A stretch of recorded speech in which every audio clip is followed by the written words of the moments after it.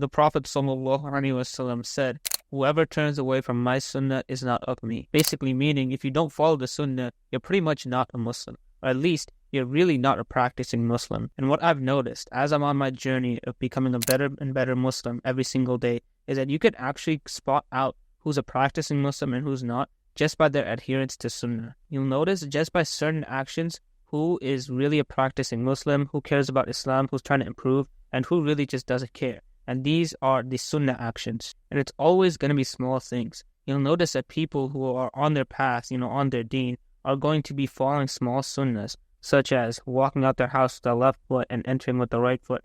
It's all these small things. And you'll notice by the way they move, the way they do anything, honestly, even small actions, that they are practicing. So all what I'm trying to say is that the difference between a practicing Muslim and a non-practicing Muslim is almost summed up by just their adherence to the sunnah. And I've noticed this in my own life, because one of the biggest changes that I made to my life was adding sunnahs into my life and living not just like an everyday person, not just living like a non-Muslim, but living like a Muslim and living, inshallah, as best to my ability to the Prophet ﷺ. And so the advice I'd give you is follow sunnahs and learn sunnahs and apply them basically. And the reason why sunnahs are so powerful and also du'as is because of a very interesting and unique feature about them, which is that when you learn a sunnah, you only have to learn it once. And then once you learn it, you can benefit from it for the rest of your life. So for example, let's say, as I said earlier, you learn the sunnah of walking out the house with your left foot and saying a dua, and then walking in the house with your right foot and saying a different dua. Once you learn this just once, read the hadith or memorize the dua, which the dua is pretty simple, it's small, right?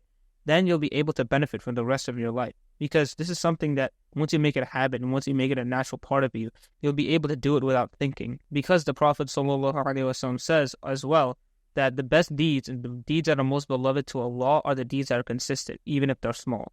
And the thing is with the sunnahs is that they are usually the most consistent deeds because they're the easiest. All you have to do is know the sunnah and then you can just apply them. Now there is one difficult part, of course, which is learning the sunnah, which is why I want you to also add the habit of learning hadith, basically just gaining knowledge in general.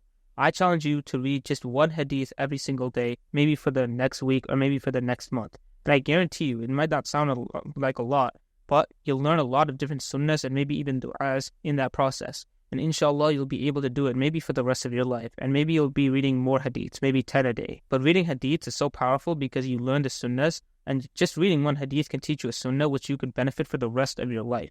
So honestly, it's something that has so much ROI that there's no reason you should be skipping it. And the last thing is, don't be lazy with the sunnah. Don't just stop and skip out on sunnahs just because you don't really feel like it and you feel lazy. Because at the end of the day, you're stacking up your rewards on the Day of Judgment. So it's all an investment. That's how I like to think about it. Anyways, that's all I have for this video. Hope you benefited. And don't forget to not stop making dua to Allah. Assalamu alaikum.